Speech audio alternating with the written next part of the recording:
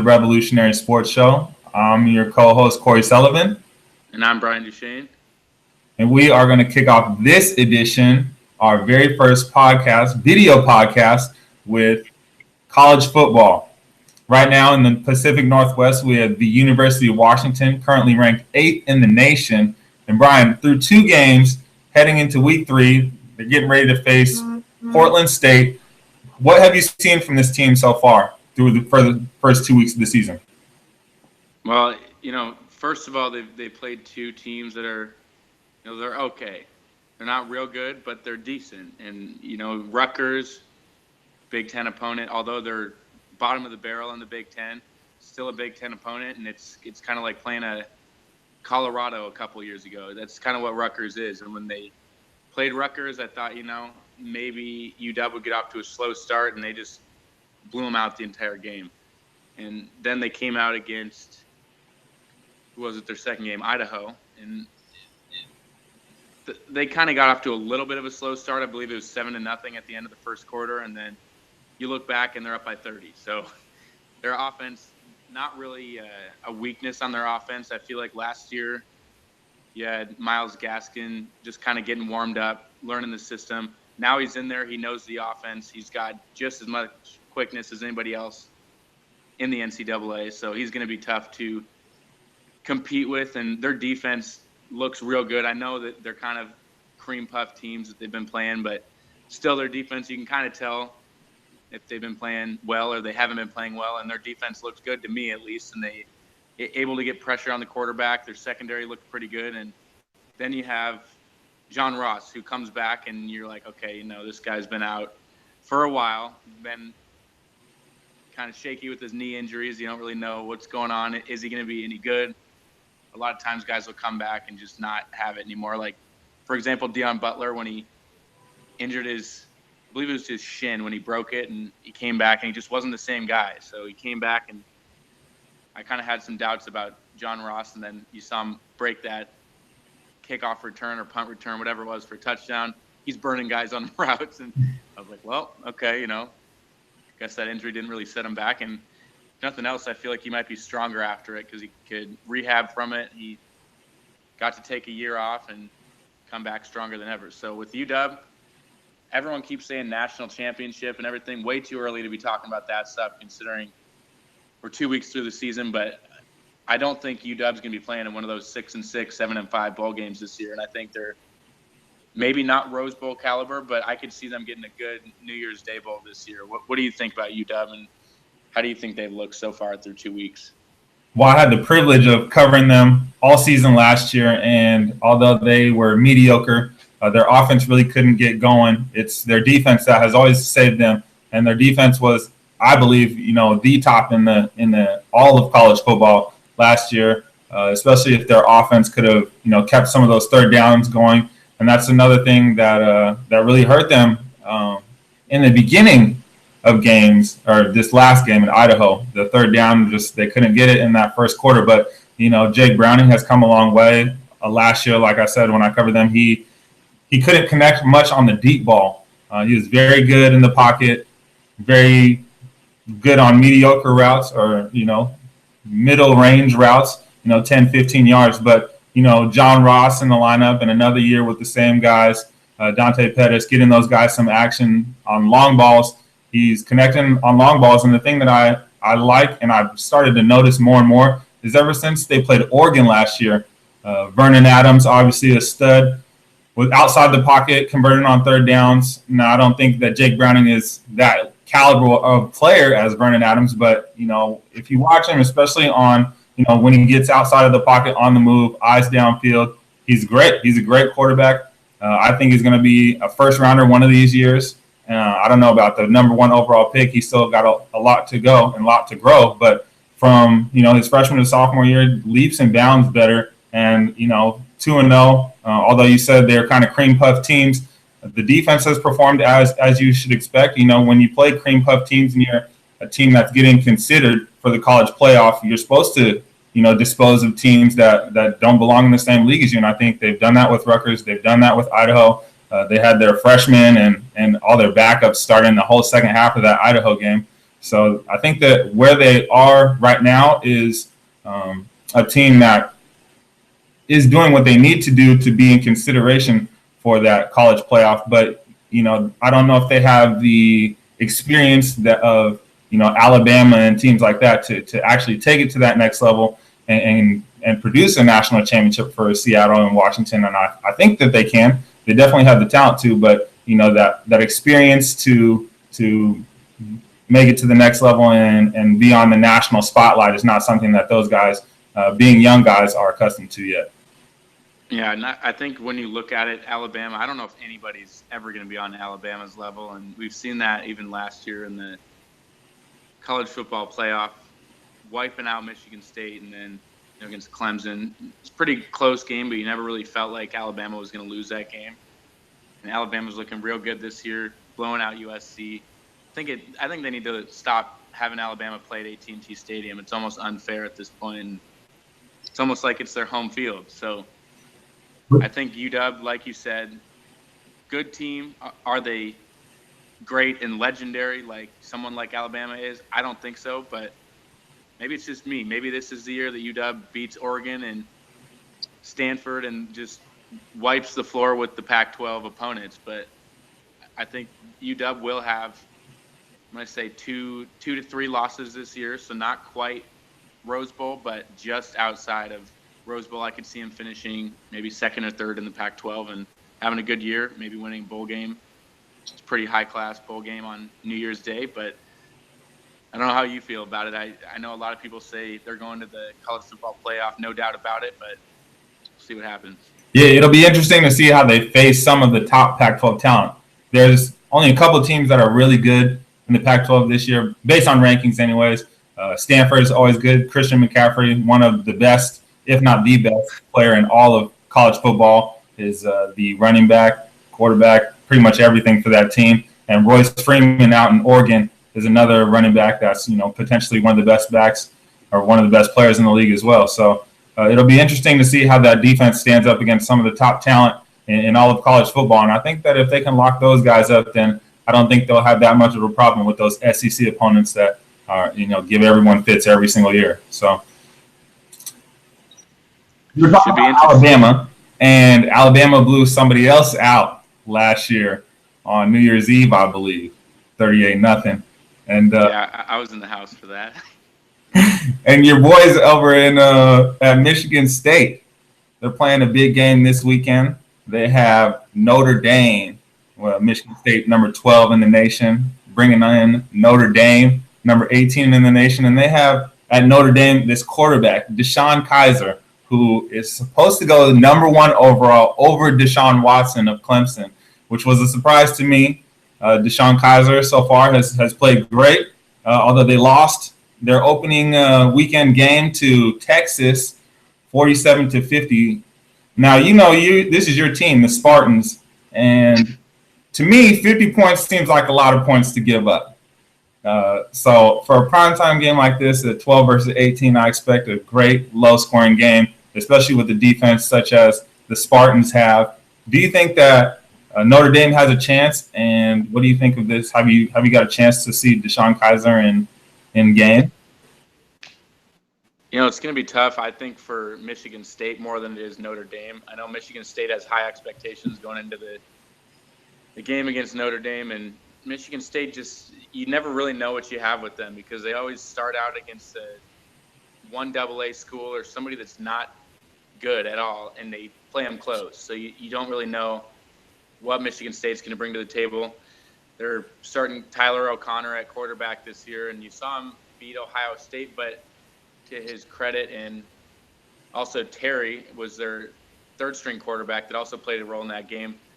They only scored 17 points. So if their defense is going to limit a team to 14 points, you would think that the Michigan State offense could score at least 17, 21. But when you're going up against a team like, I believe you say it Furman, I don't know if it's Furman or how you say that school's name, which isn't good if Michigan State only beat them by 2 touchdowns. And it was a close game, actually.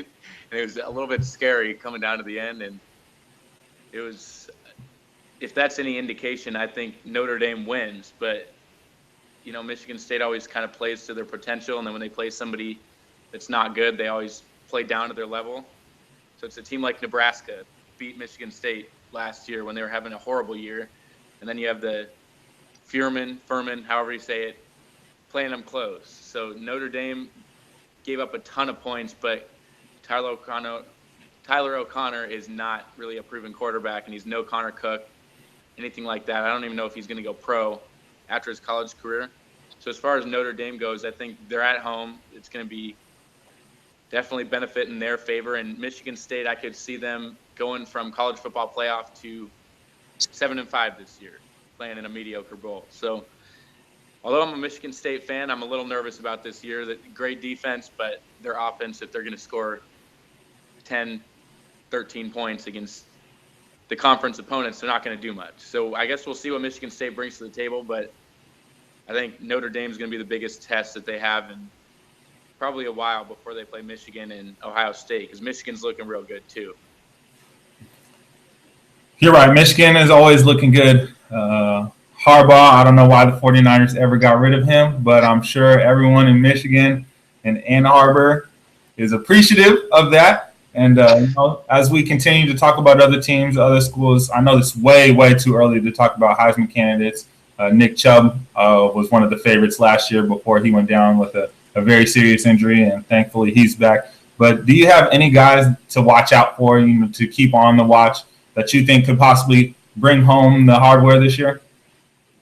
Well, I think if you're going to say bring home the hardware with the emphasis on Seattle, I think Myles Gaskin could even be in there. If he's going to put up big numbers, he's not really talked about as being a Heisman candidate right now. But, if he plays to his full potential, UW goes, 10-2, 9-3, somewhere along those lines. I could see Myles Gaskin bringing home the Heisman. But personally, McCaffrey's going to be my way too early pick right now. And then you have Leonard Fournette, who considered sitting out his senior year, and now he's back. So if LSU is going to do anything and they're going to be a good team, then Fournette could be on that list too. But for me, I'm going to go with McCaffrey right now with Myles Gaskin as my dark horse potential pick. It's like he's in AAA trying to move up to prove himself right now. I like what you're going with that, but when I think of the University of Washington football team, I think kind of the Seattle Seahawks. It kind of has that appeal to me, is that I don't see any.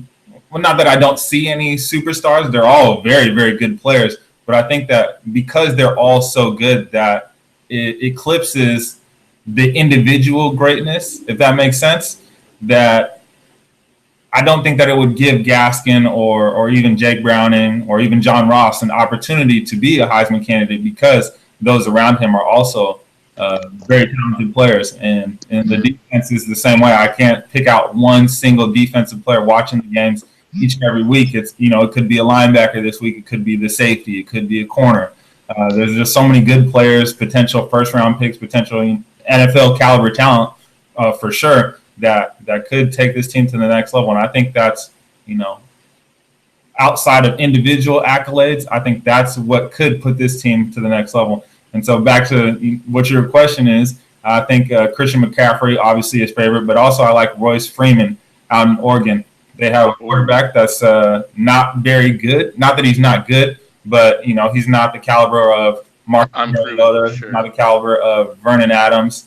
And with a back like Royce Freeman, you have to feed him the rock. He's been the leader. He's a big beast, and he carries this team every single year to greatness. And he's a great running back. So far, 294 yards, 4 touchdowns through 2 games. So it'll be exciting to see what he can bring to the table as Oregon continues their onslaught of Pac-12 opponents.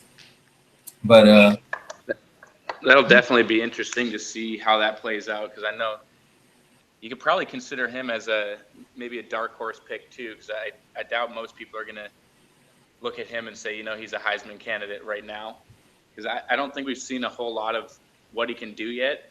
And Oregon's one of those teams that even when you think they're going to have an off year, they still just shut people down, especially at home. And I think UW Oregon's going to be a complete battle this year. And if I had to pick somebody out of the Pac-12 to win it, it wouldn't be Freeman. I would still go with McCaffrey personally, because he's like the Mike Trout of college football right now. He just running through defenses, and in the Rose Bowl, that was just scary because at first I was like, Iowa's got a good defense.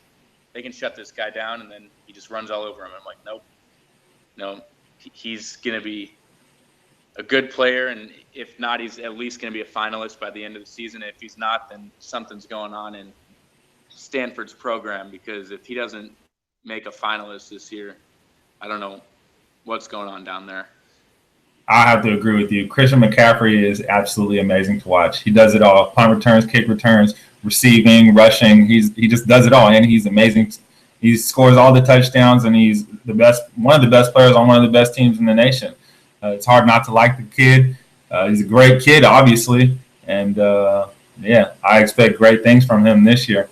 But moving on to the NFL, it was opening weekend last week, and the Seahawks came to play.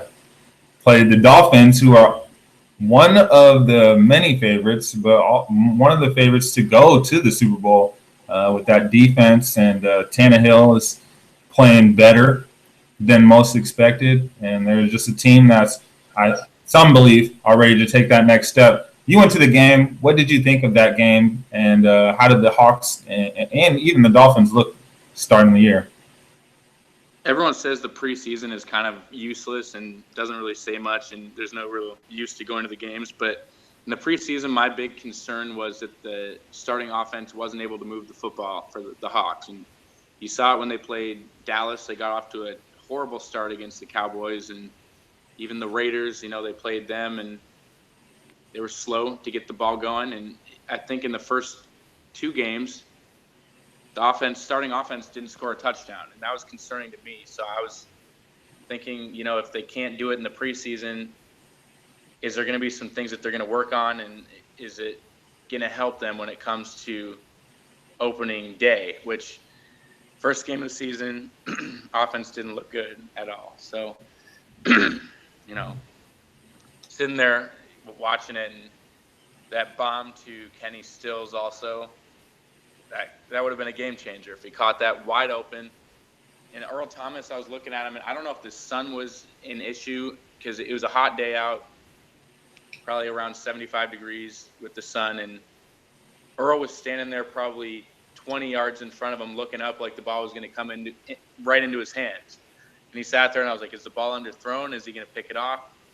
Ball drifts over his head, and Kenny Stills just dropped it. I think both of them must have lost it in the sun, but I think if he catches that, the Dolphins win the game. And in that case, you can't blame it really on the defense, because even then, Dolphins scored 17 points. And if you score 17 points, you a lot of times don't win the game.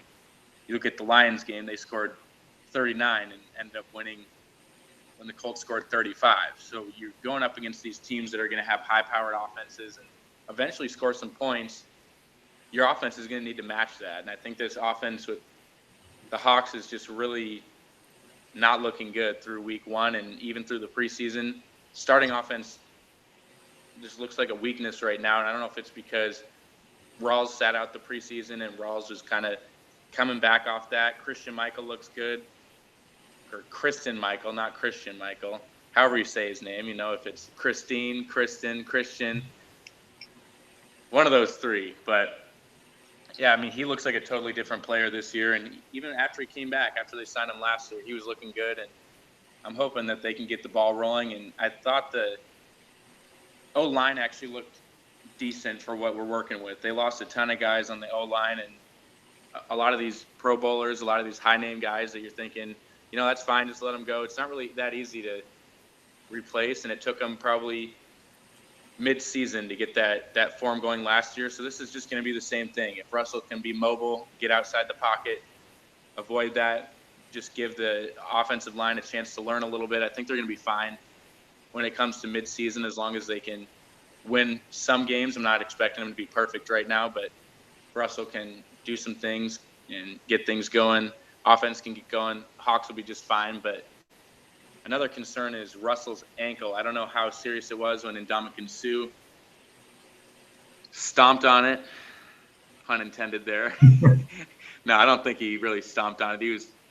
I don't know if it was intentional or not. He was going after him and ended up stepping on it. But Russell just looked kind of in pain. He just didn't look like he could do much until that last drive, which the Hawks are always good at. And I think Russell is a high pain tolerance guy. We haven't seen him really miss any games since they've had him, and to see him limping around, I was like, okay, here comes Trayvon, and he never actually came in because Russ wouldn't allow him to. So I think as long as the Hawks can win a couple games while their offensive line continues to learn, then they should be good. But the offensive line right now, everyone's going to panic about it. I don't really see it being a big issue besides that there's just some young guys trying to learn the NFL. I agree somewhat with you. I think that the offensive line obviously has work to do. That's not a secret to anybody. But I don't think that our running game was very stellar either. I think that Rawls did not come to play, not with what you'd expect anyways, and Kristen Michael was better than Rawls, but I believe that neither of them really showed me anything. I haven't looked at the stats. I don't know exactly what their numbers are, but from watching the game and observing what was going on, I didn't see them breaking any tackles and breaking off long gains and really threatening the defense. And I'm not saying that Russ had an immaculate game either. That pick was, it was avoidable. And Doug saved us late once again. And I was impressed with our offense. Like you said, they weren't moving the ball that well in the preseason, and I don't think that that's our first team's fault. Maybe Pete could have put our first team in for more of the game, but the preseason is more about guys trying to make a name for themselves, so you can't really risk your stars. That's the trade-off that you have to take. Do I want to get more reps and get ready for the season with my first teamers and give them a chance to get hurt by these guys trying to make teams, or do I roll with Trayvon and hopefully God forbid Russ gets hurt and accidentally stepped on by Sue, and then Trayvon isn't ready for the game. So there's a lot other things that you think about during the preseason than how's my first team matching up, how's my backups matching up, and I think that our offense, it's always pretty shaky. Never been the best of the best, but our defense is, I think, one of the best of all time. We've led the last 4 years in a row in not allowing the least amount of points per game. And I don't know how many sacks and interceptions and all of that people take into account when they are talking about the best defense of all time. But the objective to win the game is to score more points than your opponent. And if your defense is leading the league and allowing the least amount, I think that puts you in a great position to win some games. And I think that our offense, like every year, will take a while to come around. And I don't think that they can match the level that our defense is putting out, because our defense is just that good. And I don't think our offensive line could match up or be compared to anything that our defense produces on a daily basis. So, shout out to Cassius Marsh. Yeah, I mean, our defense is so good that we have guys like Cassius Marsh that shine out of nowhere. And not that he's out of nowhere, he's been doing work on special teams and subbing in for Cliff Averill and Bennett from time to time. But it's not like Cassius Marsh is an indispensable guy every offseason. Although he is good, he's our new Jerron Johnson, if you will. But I think that Michael Bennett, Cliff Averill, Earl, and Cam, obviously Sherman, the best corner in the league, they're all irreplaceable guys. And I think that this could be a year that we're back up there in turnovers. That's the one thing that I did notice throughout the game. Our defense played amazing defense all game long. Obviously, only gave up 10 points to a potential Super Bowl caliber team. And Tannehill is not an awful quarterback, definitely serviceable.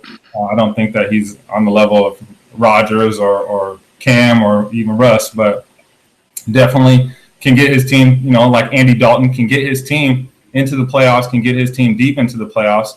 And that defense is a very good defense. So hats off to what the Dolphins brought to the table. But the Hawks, the defense, obviously was there all game long. And I think even for that late touchdown by the Dolphins, our offense wasn't moving the ball. So, eventually our defense was going to get somewhat tired.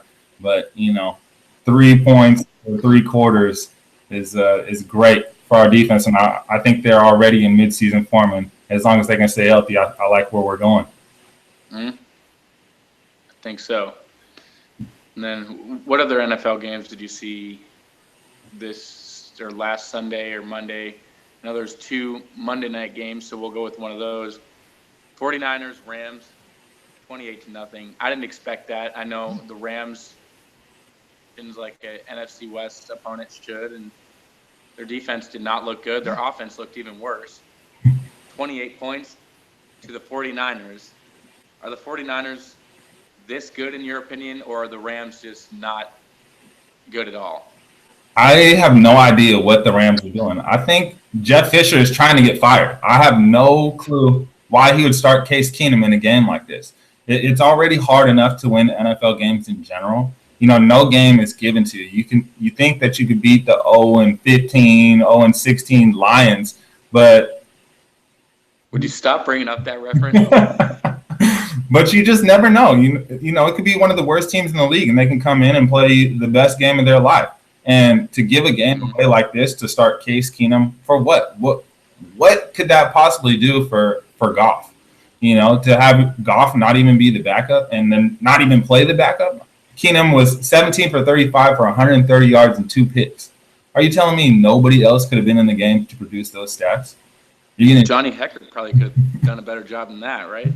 You get shut out on opening night. And granted, it wasn't home, but still, regardless of wherever it's at, you know how hard it is to shut out an NFL caliber team? These are the best of the best. And you're putting up goose egg on opening night. On Monday night of all, you're the primetime game. You're the whole reason that, everyone's excited for this season. The Rams are back in LA. Woo! And then they scored no points. None. Nope. Even the announcers, they gave Johnny so much credit. He First of all, Johnny played a great game, punted his tail off. But that was like that's not always good though, because he had a lot of opportunities. Exactly. Gurley wasn't doing anything, and I mean it's not Todd's fault. The offense wasn't moving the ball. If your quarterback is completing less than 50% of his 2 turnovers, what are you supposed to do as a running back? You're not scaring anybody. NFL defenses are so savvy, and if you're not going to move the ball, if you're just going to check down, they're going to creep up, they're going to cheat, and they're going to get those turnovers. That's why he had 2. And, you go to the other side of the ball. It's not like the 49ers were just having the greatest game of their life. It was definitely a defensive battle because Blaine Gabbert was no good either. He only had 170 yards passing. So it was just 2 awful quarterbacks going at it. And I was like, man, this is the worst game I've ever watched in my entire life. I'm watching the battle of the year, Blaine Gabbert versus Case Keenum. And I don't think that you can really say anything about this game. I don't think that you can take anything from it because I don't think either of these quarterbacks will be playing as we progress down the season. Colin Kaepernick should definitely be starting over Blaine Gabbert. I'm not sure what's going on with the front office and them trying to get rid of him and everything that's going on behind the scenes. But Kaepernick is better than anything that they have on that roster for sure. And, you spent your number 1 pick. You traded up to get the number 1 pick, overpaid for the number 1 pick. And then he's not even active for the game. That doesn't make any sense. And you go with Case Keenum.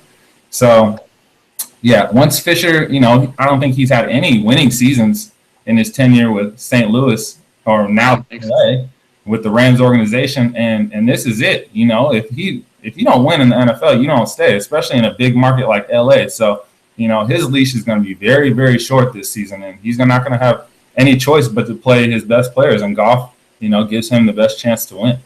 Mm-hmm. Yeah, and if you remember last year, Minnesota played San Francisco, and San Francisco ended up whooping on them, and everybody thought that San Francisco was going to be good, and it was just a primetime game. And San Francisco, I feel like, always brings it in primetime games, especially at home. And I think that's kind of what happened is the 49ers just were juiced up to play at home on the opening week of the season. Monday Night Football, that's what happened, and the Rams were just kind of lost. But the Rams and the Hawks always match up close. So this Sunday, when it rolls around, I'm not going to assume that the Hawks are just going to come out and blow out the Rams because the Rams are a team that they're willing to try just about anything to get a win. And have all this trickery that they always pull, the fake punts, fake field goals. They have those weird punts where they send somebody back and take it to the house. So you never know what the Rams are going to pull. And I feel like the Hawks and the Rams game, especially at LA, the kind of atmosphere that's going to be in that stadium with 100,000 people, it's going to be crazy. So can't really assume anything after week one, and I think it should be a legendary game this Sunday. I don't know if I think it's going to be a legendary game. It all depends who they're going to start. If they start Keenum, I think that it'll be a blowout. I think our defense is way too good to play mediocre against one of the worst quarterbacks, if not the worst starting quarterback in all the NFL. And I don't regret saying that at all. Case Keenum has no business starting for the Los Angeles Rams, and they don't have really any receiving options that the Seahawks can't cover. Richard Sherman's going to shut down Tavon Austin, and they can't even get Tavon Austin the ball anyways. I'm not sure why they paid him, $10 million a year. Not that he's a bad player. Tavon is a great player, but he just can't work in that offense. He's not the number one guy, and to get he's like a to expect type. Yeah, great number two, great slot receiver. You put him on a team with Antonio Brown or Brandon Marshall or somebody of that caliber, then yeah, Tavon Austin is a stud. But on an awful team, awful offense, not an awful team. The defense is great, the special teams is great. Their offense just needs way too much work. And Tavon and Case Keenum is not. It doesn't scare anybody. Yeah, I mean it'll be interesting to see how the Rams adjust and what kind of adjustments the Hawks make, and I'm excited to see that game go down and just see how everything works out. But outside of that, talk some tennis. We're excited to see that go down, but something else exciting, some believe, that's happening out there in the Northwest is the Seattle Mariners. Seattle Mariners are 1.5 games out of being a wild card to make the playoffs. Do you think that this could be the year? I know people say that every single year, but now we're getting closer. Within 15 games, I believe, and the Mariners are 1.5 games out, right behind Detroit. Your boys in Detroit, I believe they're tied with Detroit at 1.5 games back, trailing Baltimore. Detroit's a half game up on them. Just want to make that point very clear. They're trailing Baltimore, who's leading. I believe that Baltimore will make it, and the Blue Jays. Toronto too. Yep. With the Yankees trailing half a game back. Yeah, so I don't want to be negative and stir up controversy here in Seattle, but I don't think the Mariners have enough depth, and I think when you're starting guys like Ariel Miranda and you're throwing guys out there like Paxton, who he had a bruise on his arm and he missed 15 games, and then he comes back and refuses to start due to a broken fingernail. I don't really see it happening, and their bullpen is just so hit or miss. Everybody was so excited about Caminero coming to the team, and he had a good, I believe, 13 first batters retired or something like that, and then he just started getting shelled. So the Mariners have these things where their offense picks up, and then they start facing terrible teams and terrible pitchers, like LA's starter yesterday, I believe his ERA was 7.71. How are you not going to beat that? So, and then they swept Oakland when Oakland was starting absolute trash for their starting rotation. Now they're going to Houston, and I just don't think the Mariners have what it takes to get that wild card, and I don't think they have enough depth in their bullpen or starting rotation to even get that wild card spot. And even if they do, I don't really see them doing anything with it. So personally, I don't think it's the year, but I know a lot of people are excited about it. So I'm just going to let that roll with the Mariners. So if you think they're going to do it, sure, believe that. But for me personally, I say no. I think that there's a chance. I like what I've seen this year from the team. Usually it's one guy is off, or two guys are off, two guys that they really, really need down the stretch. But right now, Cano's playing great. Kyle Seager's leading the team in RBIs. Nelson Cruz is leading the team in home runs. Iwakuma's, playing out like he always does, leading the team in every category for pitching anyway. And the team is really producing as they should. I think that everyone is getting or producing for the amount of money that they cost the team right now. Last year I was hard on Kyle Seager because he wasn't doing that well, but neither was Robinson Cano. This year I think Kyle Seager's playing great. Robinson Cano's playing great, and Nelson Cruz is, his batting average is down a little bit than what he had produced last year, but he's still playing great as well. And with Felix back and Taiwan had a great game the other night, I think that they have what it takes once they're in the postseason to make a run. And they're the hottest team right now. But like you said, I'm not convinced only based on their history. They always seem to choke at the very end.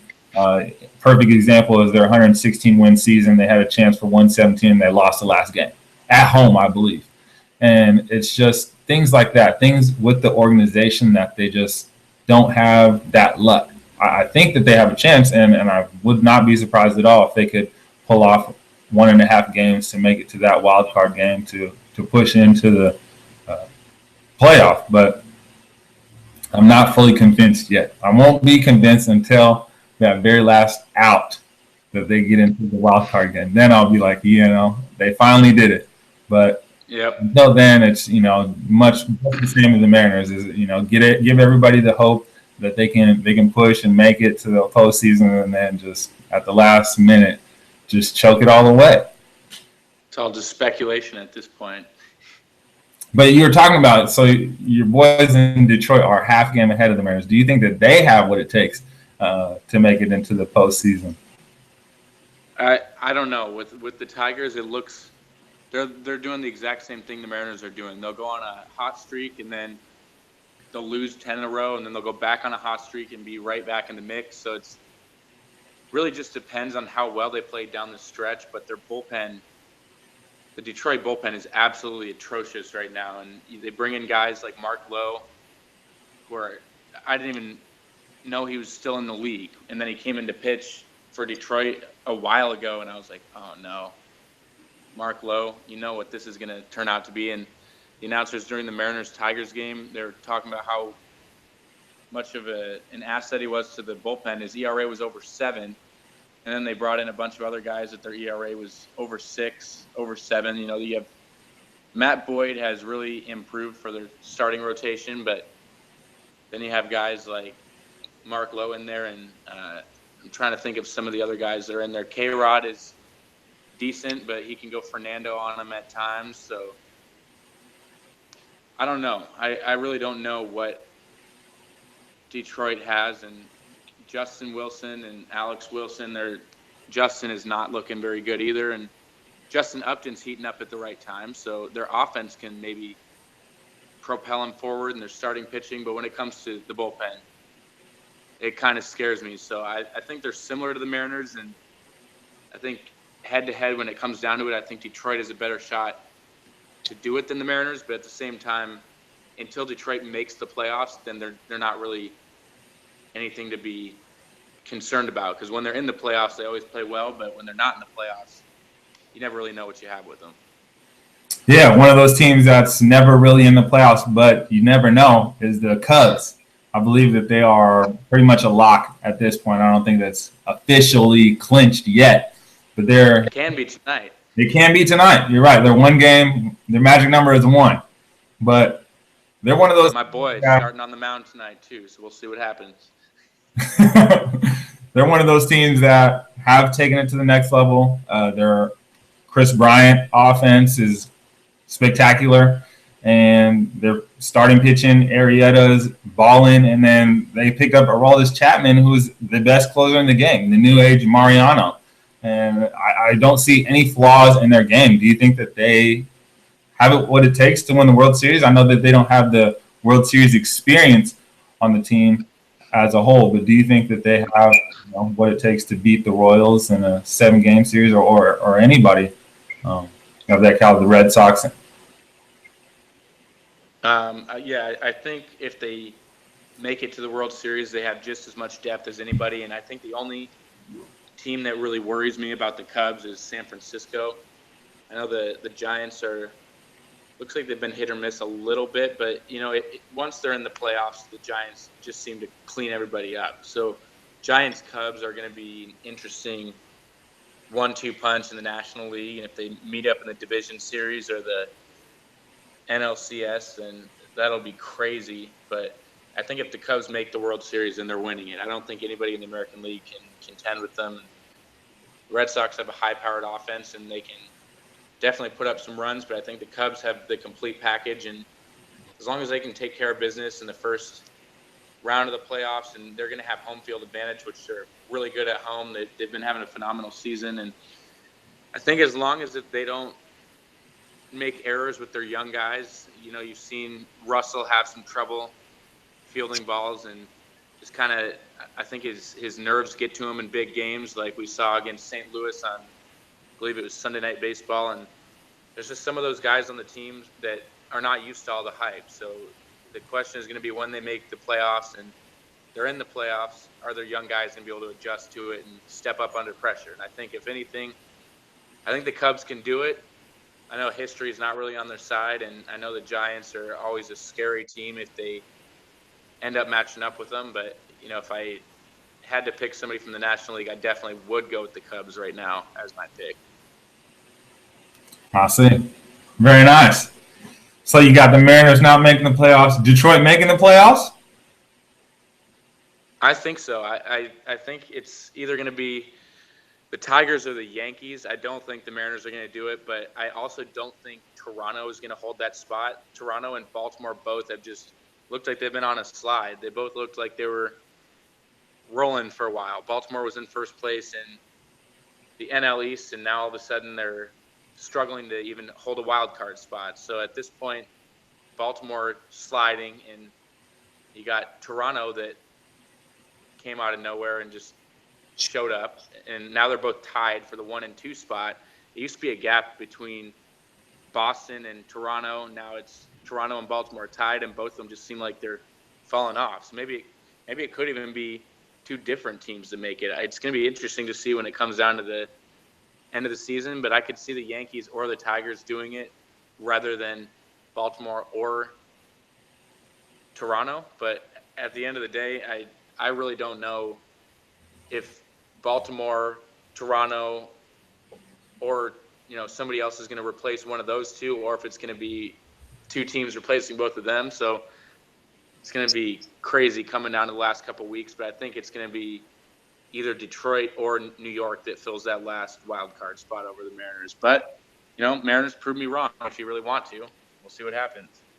All right, we shall see what happens. That about wraps it up for the Revolutionary Sports Show. I'm Corey Sullivan. And I'm Brian Duchaine. See you later. And check out that painting behind Corey. It's a really cool one.